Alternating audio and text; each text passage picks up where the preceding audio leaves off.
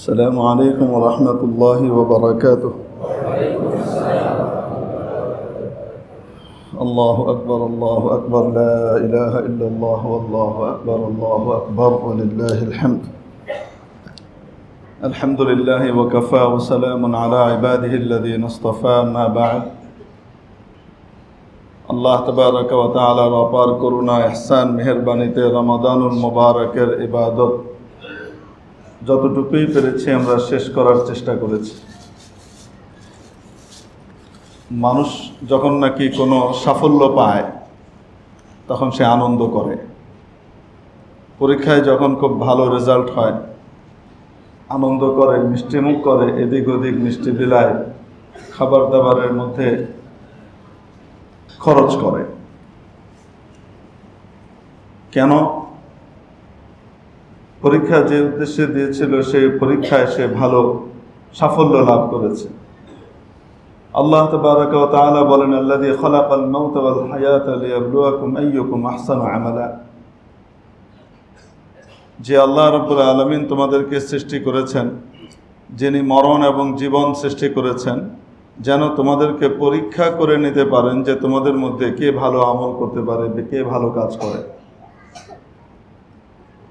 মেরে মুহতারাম দোস্ত, অতএব আমাদেরকে সৃষ্টির বড় উদ্দেশ্য হলো ভালো কাজ করা, মন্দ কাজ থেকে মানুষকে বাধা দেওয়া, মন্দ কাজ থেকে বিরত থাকা, ভালো কাজে প্রবৃত্ত হওয়া। এজন্য আল্লাহ তাবারাক ওয়া তাআলা আমাদেরকে তৈরি করেছেন। অন্য আয়াতে ইরশাদ করেছেন সূরাতুদ যারিয়াতের 56 নম্বর আয়াতে, ওয়ামা খালাকতুল জিন্না ওয়াল ইনসা ইল্লা লিয়াবুদুন। আমি জিন এবং ইনসানকে শুধুমাত্র আমার ইবাদতের জন্য তৈরি করেছি। তো যখন বান্দা যে উদ্দেশ্যে তাকে তৈরি করা হয়েছে সেই পরীক্ষায় সাফল্য লাভ করে, সেই কাজটা সম্পন্ন করতে পারে, তখন তার জন্য স্বাভাবিকভাবে আনন্দের একটি বিষয় তৈরি হয়। হাদিস শরীফের মধ্যে আসে, ফাইদা কানা ইয়াউমা ঈদিহিম ইয়ানি ইয়াউমা ফিতরিহিম। নবীজি সাল্লাল্লাহু আলাইহি সাল্লাম ইরশাদ করেন, যখন তাদের ঈদের দিন আসে, ঈদ মানে আনন্দ, ঈদ মানে উৎসব, কিন্তু মুমিনের উৎসব কেমন হবে আর মুমিনের ঈদ কেমন হবে সেটা মুমিন জানে না। এটা বড় অদ্ভুত ব্যাপার। কেন তাকে এই উৎসব দেয়া হয়েছে সেটাও সে জানে না, যার কারণে সে ভুল পন্থায় আনন্দ ফুর্তি এবং ঈদ উদযাপন করে। আল্লাহ আমাদেরকে মাফ করুন বলে আমিন। যখন ঈদের দিন আসে, বাহা বিহিম মালাইকা, আল্লাহ তাআলা তার ফেরেশতাদের সামনে তার বান্দাদেরকে নিয়ে গর্ব করেন, জিজ্ঞেস করেন, ইয়া মালাইকাতি, ও আমার ফেরেশতারা, মা জাযাউ আজীরিন ওয়াফা আমালাহ। ওই মজদুরের বিনিময়ে কি হওয়া উচিত যে কাজটা একদম ঠিকঠাক মতো করেছে? ক্বালু, তারা বলেন, জাযাউহু আন ইউফা আজরুহু, তার বিনিময় হলো তার প্রতিদান যেটা তার প্রাপ্য সেটা তাকে কড়ায় গণ্ডায় একদম পরিপূর্ণভাবে বুঝিয়ে দেওয়া। আল্লাহ তাবারাক ওয়া তাআলা বলেন, মালাইকাতি আবিদি ওয়া ইমাই কাদাউ ফরিদাতি আলাইহিম। আমার বান্দা বান্দিরা তাদের উপর অর্পিত দায়িত্ব পরিপূর্ণভাবে সম্পন্ন করেছে, রমাদানুল মুবারকের রোজা রেখেছে, রাতের তারাবি পড়েছে, গুনাহ থেকে নিজেকে বিরত রাখবার চেষ্টা করেছে, আমার রহমত পাবার জন্য আপ্রাণ চেষ্টা করেছে, আমার দেয়া দায়িত্ব তারা সঠিকভাবে প্রতিপালন করেছে। অতএব শোনো, ওয়াইজ্জাতি সুম্মা খারাজু ইয়াউজ্জুনা ইলা দুআ। এরপর তারা তাকবীর পড়তে পড়তে মুসাল্লার দিকে আমার রহমত পাবার আশায় ঈদগাহের দিকে রওনা হয়েছে। মালাইকাতি, ও আমার ফেরেশতারা শুনে নাও, ওয়াইজ্জাতি ওয়া জালালি, আমার ইজ্জতের শপথ, আমার প্রতাপের কসম, ওয়া কারামি, আমার দয়া, ওয়া উলুবি, আমার উচ্চতা, ওয়ারতিফাই মাকানি, আমার মহা সম্মানের শপথ আর কসম করে বলছি, লাউজিবান্নাহুম, আমি তাদের ডাকে সাড়া দিব। তারপর আল্লাহ তাআলা বলেন, ও আমার বান্দারা, ইরজিউ মাগফুরান লাকুম, ঈদগাহ থেকে ফিরে যাও এমন অবস্থায় যে তোমাদেরকে ক্ষমা করে দেয়া হয়েছে।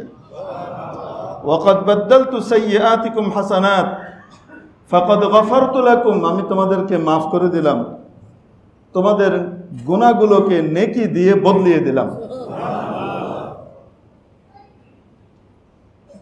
ফায়ারজিউনা মাগফুরান লাহুম, তারা ঈদের নামাজ শেষ করে যখন ফিরে যায়, গুনাহমুক্ত হিসেবে, ক্ষমাপ্রাপ্ত হিসেবে ফিরে যায়। তো মুসলমানকে ঈদ দেয়া হয়েছে কেন? রমাদানুল মুবারকের যে বিশাল অফার আল্লাহ রাব্বুল আলামিন দিয়েছিলেন, সেই অফারকে পরিপূর্ণভাবে কাজে লাগাবার কারণে আল্লাহ তাবারাকা ওয়া তাআলা তাদেরকে পুরস্কার হিসেবে ঈদের দিন দিয়েছেন। আজকে তোমরা আনন্দ করো, কেন? ক্ষমা পেয়ে গেছো, ক্ষমাগুলো পেয়ে নেকি দিয়ে তোমাদের গুনাহগুলোকে চেঞ্জ করে দেওয়া হয়েছে। এখন শুধু নেকি আর নেকি। এত বিশাল সাফল্য কোত্থেকে কে দিতে পারে? কোন মালিক এত বড় দয়া প্রদর্শন করতে পারে যে বান্দা গুনাহ করেছিল, সে মাফ চেয়েছে, তওবা করেছে, ঈদের দিন এসেছে, আর আল্লাহ তাকে সবকিছু মাফ করে দিয়ে উল্টো তাকে নেকি দিয়ে ভরে পাঠিয়ে দিয়েছেন।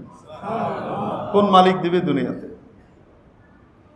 যেই মালিক এত বড় ক্ষমা প্রাপ্তির ঘোষণা দিয়ে আমাদেরকে এখান থেকে ফিরিয়ে দিলেন, যাবার পরে সেই মালিকের শুকরিয়া আদায় এভাবে হবে। বিজাতীয়রা যেভাবে আনন্দ উৎসব করে, ডেকসেট বাজায়, চিৎকার চেঁচামেচি করে, বেপরদেগি আর গুনাহের ভিতরে লিপ্ত হয়ে যায়, মুসলমানও সেভাবেই লিপ্ত হবে। তাহলেই মনে হয় এই নিয়ামতের শুকর ঠিক মতো আদায় হবে। কি বলেন আপনারা? তাহলে ইতিপূর্বে যদি এই ধরনের কিছু কখনো করে থাকি, না জেনে করেছি, আল্লাহর কাছে মাফ চাইব, সামনে আর ইনশাআল্লাহ করব। আমাদের ঈদ হবে মুমিনের ঈদ, আমাদের ঈদ হবে ইমানদারের ঈদ। আমরা ফিরে যাব নতুন ইবাদতের চেতনা নিয়ে ফিরে যাব। আমাদেরকে ট্রেনিং দেওয়া হয়েছে, যেই গাড়ি খুব ভালোভাবে ওয়ার্কশপের ভিতরে চলে, ঠিকঠাক মতো চলে, বাইরে গেলে চলে না, এই গাড়ি কাজের না অকাজের? যেটা ভিতরেও চলে, যখন বাইরে ছেড়ে দেওয়া হয়, প্র্যাকটিস করিয়ে যখন বাইরে ছেড়ে দেওয়া হয়, বাইরেও খুব ভালো চলে, সেটা হলো কাজের। মেরে মোহতারাম দোস্ত, পরীক্ষার ভিতরে সাফল্য অর্জন করা যতটুকু কঠিন, সেই সাফল্যকে ধরে রাখা তার চেয়ে বেশি কঠিন। তো রমজান মাসে শয়তান আবদ্ধ ছিল, বন্ধ ছিল, ইবাদতের ভিতরে থেকেছি, গুনাহ থেকে বেঁচে থেকেছি। রমজান শেষ, সামনে এসে যেইকে সেই হয়ে গেলাম, এই গাড়ি অচল। বরং রমজান যাবার পরে ঈদের দিন নতুন করে শপথ নিব যে আগামী রমজান পর্যন্ত ইনশাআল্লাহ এই রমজানের চেতনাকে ধরে রাখবো, যে রমজান পার করলাম। এই জন্যে রাসূল পাক সাল্লাল্লাহু আলাইহি সাল্লাম ইরশাদ করেছেন, মান সামা রমাদান, যে ব্যক্তি রমজানের রোজা রাখলো, সুম্মা আতবাআহু সিত্তাম মিন শাওয়াল, এরপর সে শাওয়াল মাসে 6টা রোজা রাখলো। কয়টা রোজা?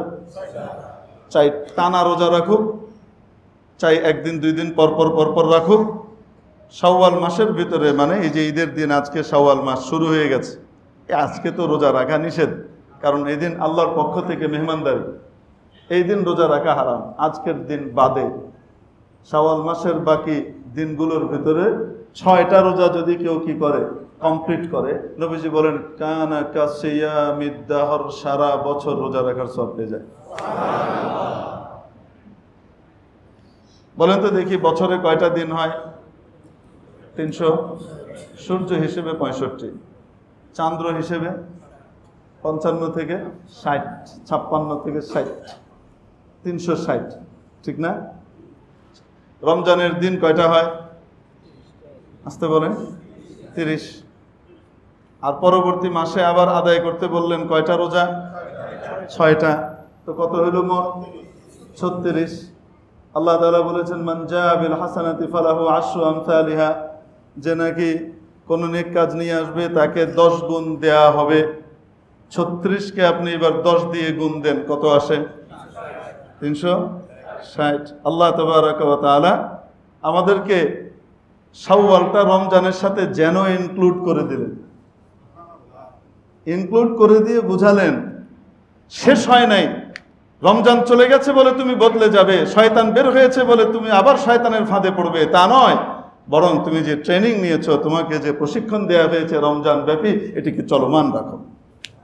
আল্লাহ তাবারক ওয়া তাআলা আমাদেরকে চলমান রাখবার তৌফিক নসিব করে। রমজানে গরিব দুঃখীর পাশে দাঁড়াবার যে মেহনত করেছি, রমজানের পরেও সারা বছর গরিব দুঃখীর পেছনে আমরা কি করব? খরচ করব। রমজানের মধ্যে মসজিদে যে খরচ করার, মসজিদ মাদ্রাসা নেক জায়গাতে, ভালো জায়গাতে খরচ করার যে অভ্যাস গড়েছি, এই অভ্যাসকে বন্ধ করা নয়, বরং এটিকে চালু রাখবো ইনশাআল্লাহ তাআলা। সারা বছর ইনশাআল্লাহ চালু রাখবো। রমজানে বাবা মার সাথে সদ্ব্যবহারের যে নজির স্থাপন করেছি নতুন করে, সেটিকে বন্ধ নয়, সেটিকে আরো বেশি বাড়াবার চেষ্টা করব। রমজানে গুনাহ থেকে বাঁচবার জন্য যতটুকু মেহনত করেছি, চেষ্টা করেছি, গোটা বছর সেই গুনাহ থেকে বাঁচবার চেষ্টা আরো বেশি করে করে যাব। এবং এই নিয়ামতের শুকর যখন বান্দা আদায় করবে, আল্লাহ তাবারক ওয়া তাআলা বলেন লাআযীদান্নাকুম, যে ব্যক্তি তোমাদের মধ্যে শুকর আদায় করবে, যদি তোমরা শুকর আদায় করো, অবশ্যই অবশ্যই আমি নিয়ামত বাড়িয়ে দেব, আগামী রমজান মিলিয়ে দেব। নিয়ামতের শুকর আদায় করলে বান্দাকে আল্লাহ তাবারক ওয়া তাআলা আবার আরেকটা রমজান পর্যন্ত পৌঁছাবার ব্যবস্থা করে দিবেন, হায়াত লম্বা করে দিবেন। হয়তো হায়াত মাঝখানেই শেষ হয়ে যাওয়ার ফয়সালা ছিল, কিন্তু আল্লাহ তাআলা তার তকদিরে লিখে রেখেছিলেন, যদি বান্দা আগের রমজানের শুকর আদায় করে, এই শুকরের নিয়ামতের শুকর আদায় করবার কারণে, রমজানের চেতনা ধরে রাখবার কারণে তাকে আগামী রমজান পর্যন্ত হায়াত বাড়িয়ে দেয়া হলো। আল্লাহ পারেন কি পারেন না? নিয়ামতের শুকর আদায় করলে নিয়ামত বাড়িয়ে দিবেন। কিভাবে বাড়াবেন? বহুভাবে বাড়ান, তার ভিতরে এইটা একটা। এজন্য আল্লাহ তাবারক ওয়া তাআলার কাছে দোয়া করি যেন আমরা রমজানের চেতনাকে ধরে রাখতে পারি, যে নেক কাজগুলো আমরা বেশি বেশি করেছি সেই কাজগুলো যেন আরও করতে পারি।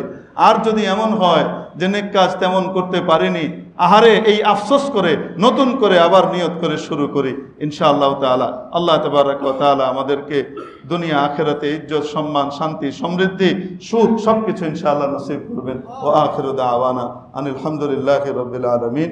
আচ্ছা, ঈদের নামাজ যেহেতু বছরে 2 বার আসে মাত্র, তাই না? ঈদ উল ফিতর এবং ঈদ উল আজহা 2 বার আসে যেহেতু, তো ঈদের নামাজের নিয়ম কারণটা সাধারণত মানুষ ভুলে যায়, মনে থাকে না, তাই না? এজন্য একটু স্মরণ করিয়ে দেওয়া এটা মনে হয় বেশি উপকারী হবে। ঈদের নামাজের ভিতরে অতিরিক্ত 6টা তাকবীর হবে। কয়টা তাকবীর? অতিরিক্ত 6টা তাকবীর হবে। বিভিন্ন রিওয়ায়াত আছে, তার ভিতরে এটা একটা প্রসিদ্ধ এবং মশহুর গ্রহণযোগ্য রিওয়ায়াত, যেটার উপরে আমরা আমল করি। প্রথম রাকাতে 3টা তাকবীর অতিরিক্ত হয়, আর দ্বিতীয় রাকাতে 3টা তাকবীর অতিরিক্ত হয়। প্রথম রাকাতে 3টা তাকবীর অতিরিক্ত হয় কেরাত শুরু করার আগে, আর দ্বিতীয় রাকাতে 3টা তাকবীর অতিরিক্ত হয় কেরাত শেষ করে রুকুতে যাওয়ার আগে। বুঝতে পেরেছি? তাহলে এখন সিস্টেম কি হবে? নামাজ যখন আমরা শুরু করি, আল্লাহু আকবার, প্রথম তাকবীর যেটা, এটা অতিরিক্ত না, এটা হলো নামাজের মূল তাকবীর, যেটা আমরা শুরু করি, তাকবীরে তাহরিমা ফরজ। এরপরে কি পড়ব? সানা। এরপরে ইমাম সাহেব মানে প্রথম তাকবীরে হাত বাঁধবো, বেঁধে কি পড়ব? সানা। এরপরে অতিরিক্ত তাকবীর শুরু হচ্ছে, ঠিক আছে না? দ্বিতীয় তাকবীরে হাত উঠিয়ে হাত ছেড়ে দেব, তৃতীয় তাকবীরে হাত উঠিয়ে হাত ছেড়ে দেব, চতুর্থ তাকবীরে তাকবীর বলে হাত বেঁধে ফেলব, ঠিক আছে না? তাহলে প্রথম মোট তাকবীর হবে কয়টা? 4টা। প্রথম তাকবীরে হাত বেঁধে সানা পড়ব, দ্বিতীয় তাকবীর, তৃতীয় তাকবীরে হাত উঠিয়ে ছেড়ে দেব, চতুর্থ তাকবীরে হাত উঠিয়ে কি করব? হাত বাঁধব। কেরাত শেষ হয়ে যাবে, রুকু শেষ হয়ে যাবে, সেজদা শেষ হবে, দ্বিতীয় রাকাত শুরু হবে, ইমাম সাহেব বাকিটুক পড়বেন। রুকুতে যাওয়ার আগে এইবার তাকবীর শুরু হবে অতিরিক্ত, ঠিক আছে না? প্রথম তাকবীরে আমরা রুকুতে চলে যাব না, এই তাকবীরগুলোতে হাত উঠাবো।